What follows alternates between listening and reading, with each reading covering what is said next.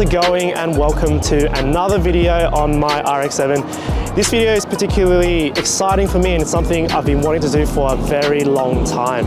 And now these cars are starting to age. I mean, this one's about 25 years old now, and with time, parts are breaking and you start to look at some upgrades and aftermarket alternatives. Now, I absolutely love the look of the FD RX-7 dash, the cluster, the whole driving position.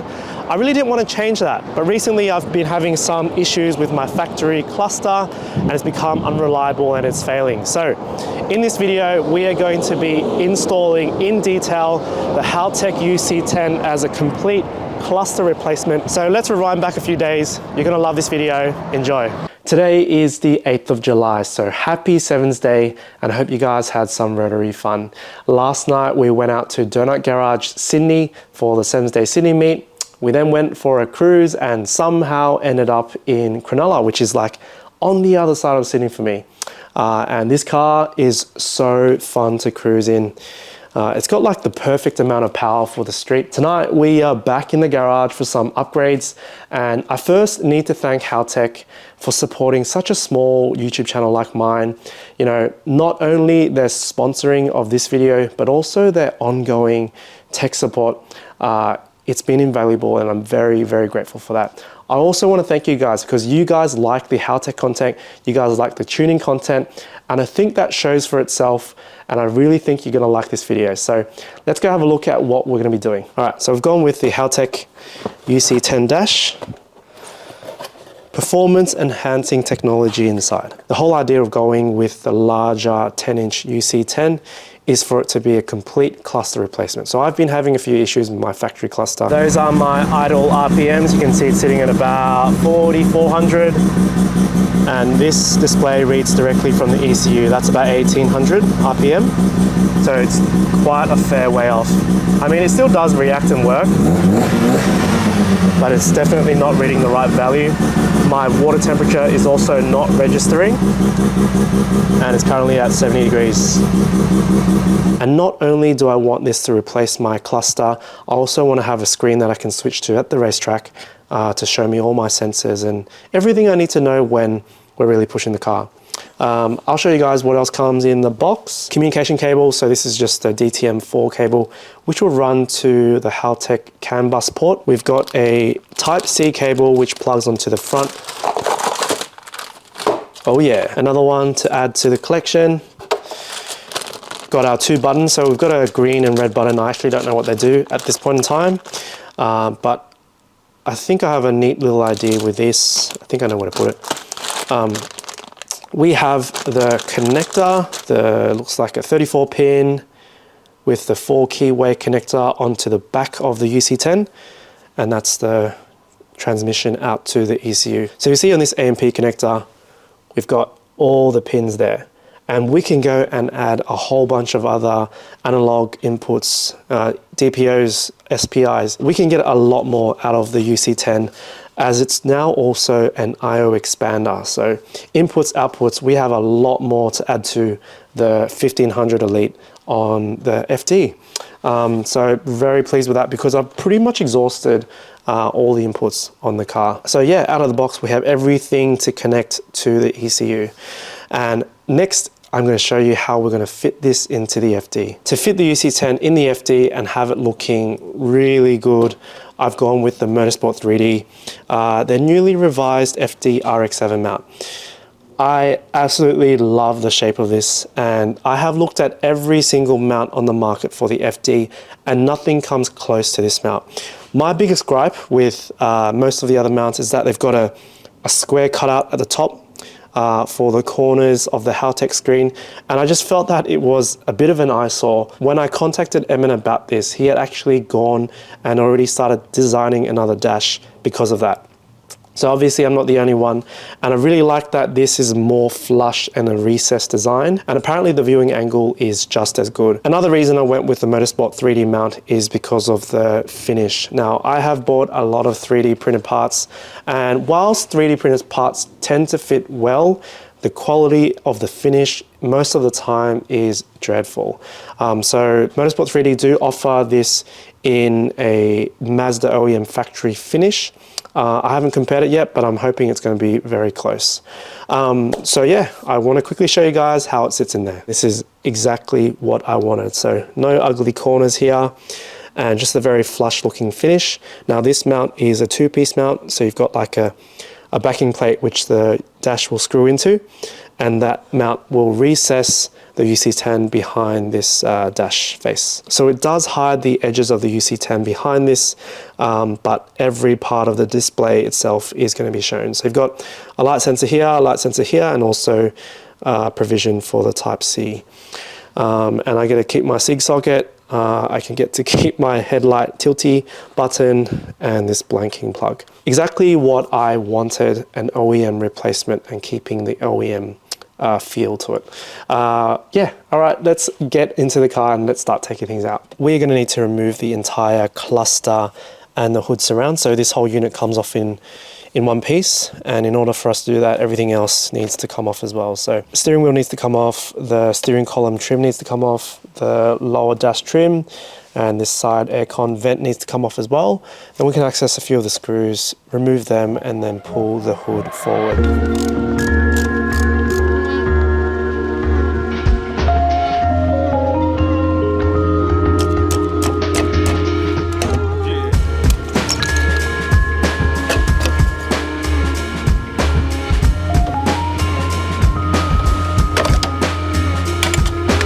So this next part can be tricky. So we've got tabs at the back which hold this hood into the dash, and you don't want to apply like a crazy amount of force that you break the tabs, but you still need a bit of force to unclip it from the dash. So I've done this before recently, so I do have a good feel of it. Just going to grab the front of the hood here and just grab it at the base and just gently wiggle it forward.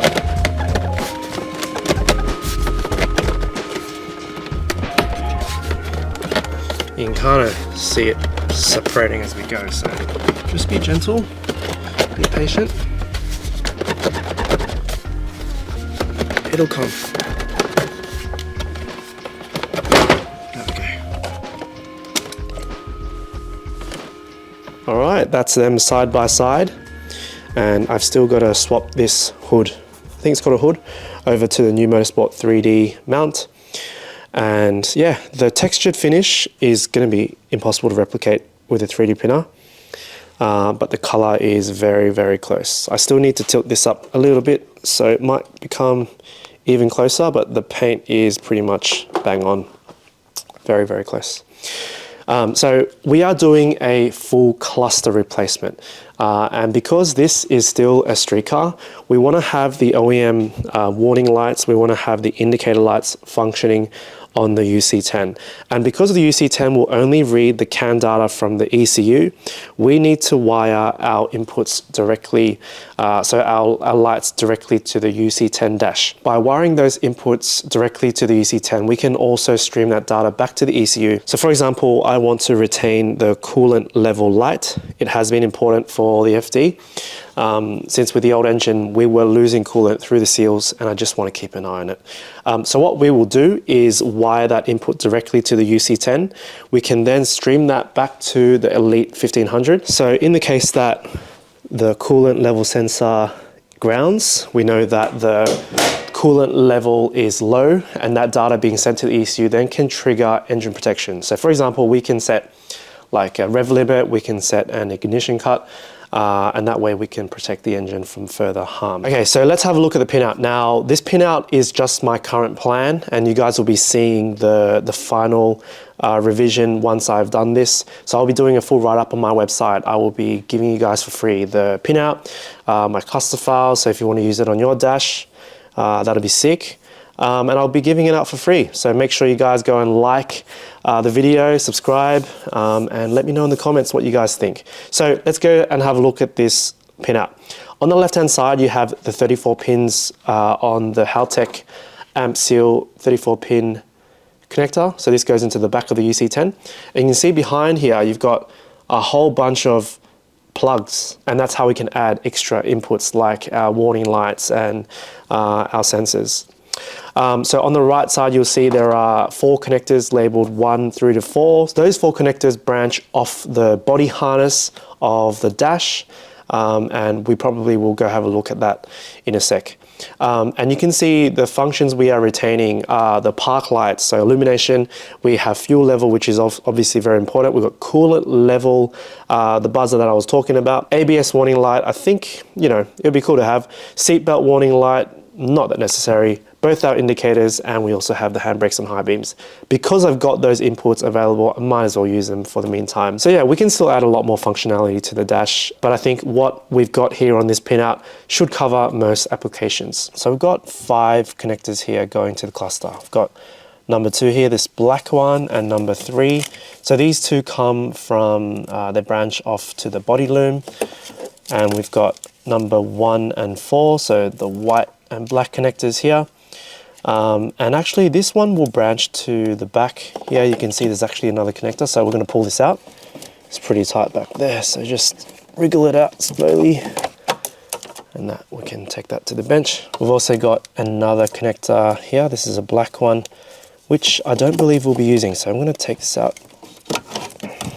That we won't need. Here we have left our number 2 and 3 ECU connectors. So number 1 and number 4 connectors branch into this 18 pin. So this is a 70 series connector, which I managed to find online. So pretty stoked about that, because it means we can preserve this, put it away, and then we can run our inputs directly to this connector and then terminate that into our Haltech 34 pin. So let's start with this 18 pin connector. I've already gone and chased the factory cluster wiring, so by following the diagram, we are crimping 6 wires, inserting them into the 18 pin and terminating those into the uC-10. So we've got our connectors 1 and 4 substituted by this 18 pin. I've even managed to match the wire colors too for most of them. I had a spare engine harness laying over there, so I just salvaged some cabling, and I have gone and inserted the pins into this AMP. So yeah, I still will need to test this wiring, so I haven't put sheathing on it yet. And just something which makes wiring so easy, just having the right tools. So, you know, I got these pliers like 5 years ago from Haltech, and they have served me so well. And the next connector we are adding to the main harness is this Deutsch DTM 8-pin connector. This will make a bit more sense in the next few steps, but it also allows us to easily disconnect the harness from the car. So this is the main harness put together for the first time. I haven't added any protective sleeving. That will come once we verify this is working well, and tomorrow we can get back to it and hopefully get the uC-10 reading in the car. Tonight we should be able to finish off the harness and also modify the vehicle wiring to accept our harness. And earlier today, my mate from Brad Cruden Electrical came out and put in a few more downlights. So I realized that in some of the footage, it does seem a bit gloomy, especially there's some shading in certain parts of the garage. So I told him I want it looking like a hospital, and it is so bright in here, I had to adjust my camera settings. So I've gone in and put a couple more downlights in, so hopefully the footage is a bit better for you guys. This is the wiring harness. So you guys can see it looks slightly different now. And this morning when we had to work on the lights, I took the opportunity to move the FD out. I put the harness in, the Haltech in, and 2 things were not working. Alternator wasn't working, so my voltage was dropping, and the vehicle speed was not working. Now I know that the factory cluster does have functions where it converts a signal and sends it off to the ECU. So in this case, I know that the alternator excite wire does need to be hooked up, which it is now. And also the vehicle speed sensor was not working because the factory cluster converts that signal. And because the factory cluster has been removed, we're going to make a few changes to the wiring. So I'm not going to tell all until the end because I want to make sure I'm giving you the right information, but I have a good idea of what we're going to do. So from the uC-10, we need the car to accept this Deutsch connector. So I've got a male version here, and what we're going to do is to modify our vehicle wiring and pin out a couple pins into this connector. It's now time to start modifying the dash wiring. So when you do this, please take a minute to think and plan carefully, because depending on how you modify the wiring will determine how you can revert this back to stock in the future. Just so you know, you can still purchase the stock socket contacts from Corsa Technic, and they're called flat socket contacts for your Zaki G-type housings. So the first thing to do is to cable tie the two connector branches together. You then want to strip back the old cruddy foam insulation, and this stuff makes a real mess, so make sure you have a rag handy. Next, cut the 6 wires according to the wire colors on the diagram. Take extra care to cut the wires at the same lengths to the cable tie, and this way, once the pins are inserted into the connector, the cables will be relatively strain-free at the back. Next, crimp on the Deutsch pins, insert them into the new Deutsch connector as per the diagram, and finish it off with the orange wedge lock. What we did just then turned out really good. You know, there's no like wiring and cables running everywhere. Put on a couple terminals and inserted them into a Deutsch connector.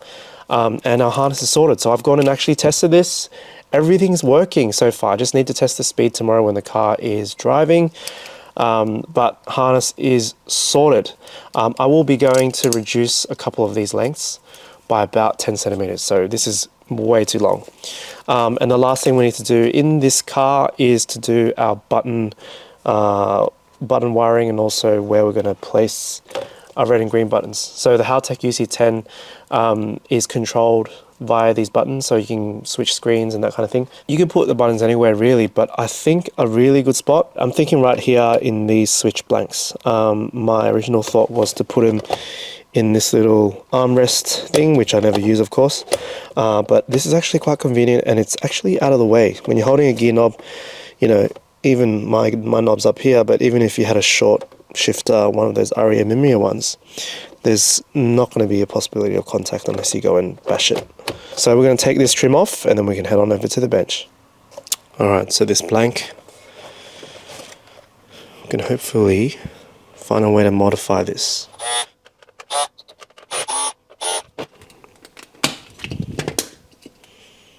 So this is pretty much perfect. We've got our two buttons mounted onto this switch blank, and this switch blank will separate into two parts. So this front part, which once you've popped it off, you can then go use a little grinder and just clean it up over there, and then you'll be able to get those locking rings on there and tighten that down. Then you can actually just reinsert this back on, and this should insert in like this.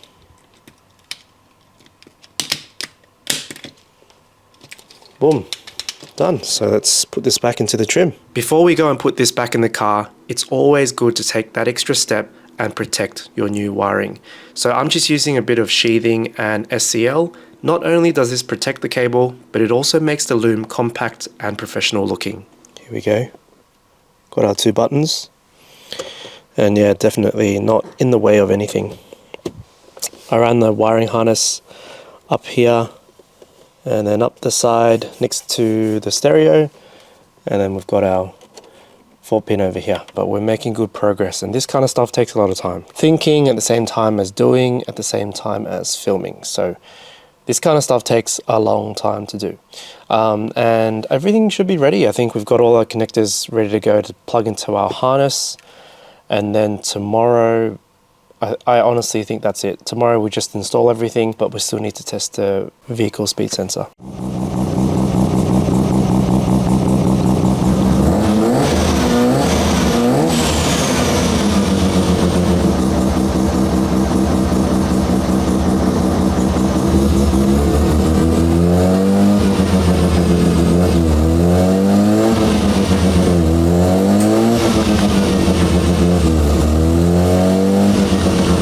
So this is the first look at my design, and this took a very, very long time to do.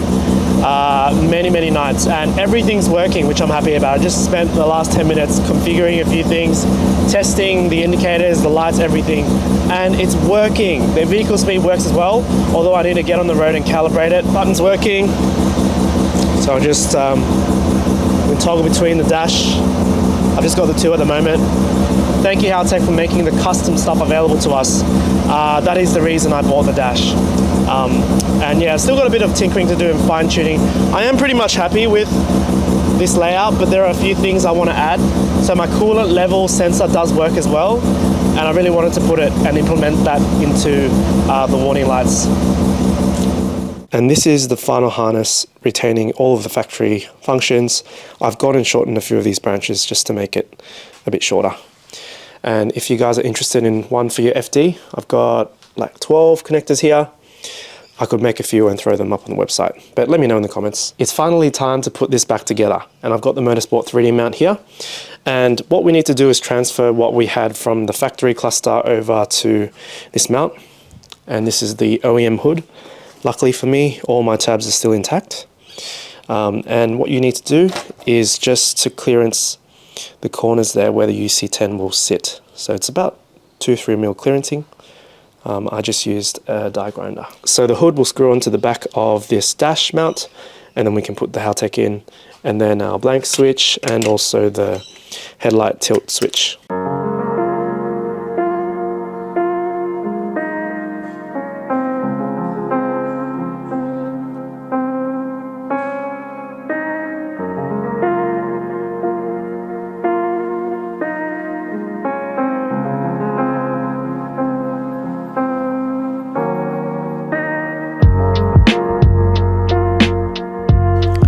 Look at that, blank in, got the tilt button in, 6 socket, and we can say goodbye to the factory cluster.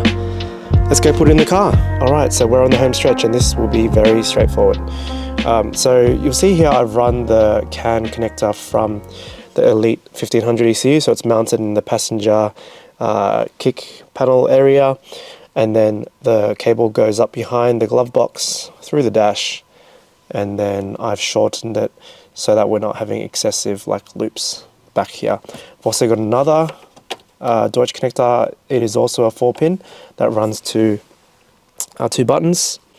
What I've done here is I've labeled them, and yeah, we're not going to get those mixed up. This is the Deutsch that we added to the factory loom for connectors 2 and 3. I'll just pull this out.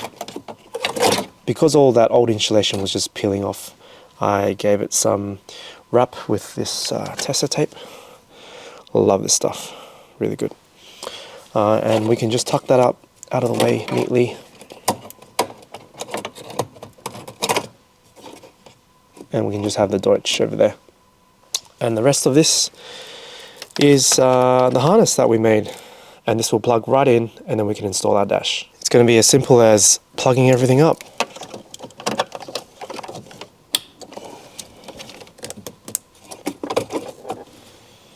So CAN goes to the CAN.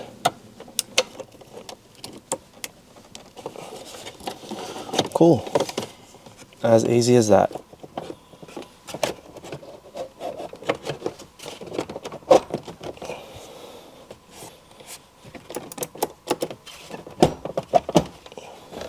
This looks crazy. It doesn't even look out of place. I can definitely get used to this. Alright, again it's quite late, so we're not going to start the car tonight. But I can give you a demonstration with the car off. So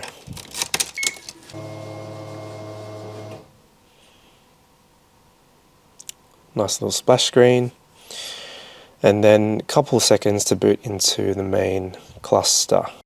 So here it is, my replicated FD RX-7 dash. Some of the proportions are different based on the availability of the screen size. If you look at the factory cluster, you'll notice that the gauge positions are slightly different, but I really just tried to make the most of this display without having the gauges too small and trying to keep the display as factory looking as possible. So I spent a bit of time configuring everything, and everything does work. Seatbelt light is off. Then we've got the brake, the handbrake, that's off. Headlight, high beam. Like that. High beam's working. Indicators. Excellent. Light is working. The fuel gauge is working, although it needs to be calibrated. And so does my vehicle speed sensor. So very pleased with this setup. I never thought we could go this far and having all our inputs into a digital dash. So in the next few days, going to test this out and then hopefully take you guys for a drive.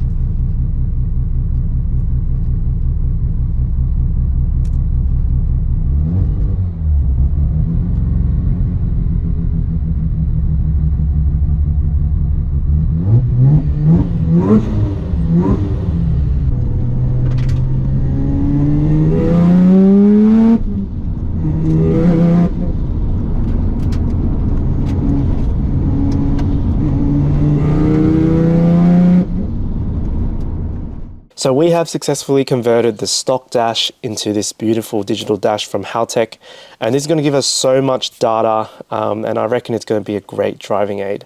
So it's one thing to have it installed in the car, but another thing to go ahead and get it set up for exactly how you want it.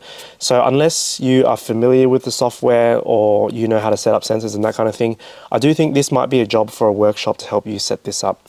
And you will have noticed as well that I've wired the vehicle speed sensor now directly to the dash.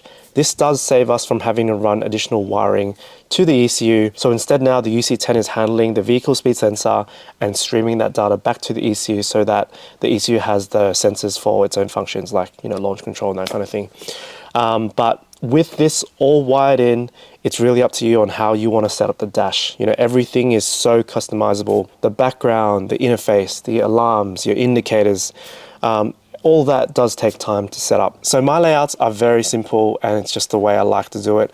When I start the car up, it'll boot up into the stock FD RX-7 inspired dash. And 95% of the time, I'm just street driving. I don't really need to read the sensors, and I do like the look of the stock dash. But if I need to fault find, if I'm at the racetrack or just want to check on things, I can flip to the next screen. Now this is a Porsche GT3 Cup inspired dash, and it's going to give me all the vitals like the coolant, the oil pressure, oil temperatures, the fuel pressure and temperature. I can also look at my injector duty cycle, the wideband reading, and numerous little other things. Now, if I need to go and do some more diagnostics, I can flip onto the next screen. I haven't fully set this up yet, but I can display a lot of data on the screen. And you know what I think is going to be really nice for this screen, the Porsche screen? I think it'd be great to have some TPMS sensors. So yeah, maybe I have to put those in too. So that's it for the video. I hope you guys found that informative. In the next week, I'm going to do a complete write-up of this install and I'll put it up on the website. I'll throw in the pinout, I'll give you guys a stock dash file, and hopefully you guys can experience this upgrade for yourselves. Again, I want to thank Haltech for their ongoing support and the support of this video. You guys are killing it, and especially with those updates. Thanks for watching, guys. I hope you enjoyed it. I'll see you in the next one.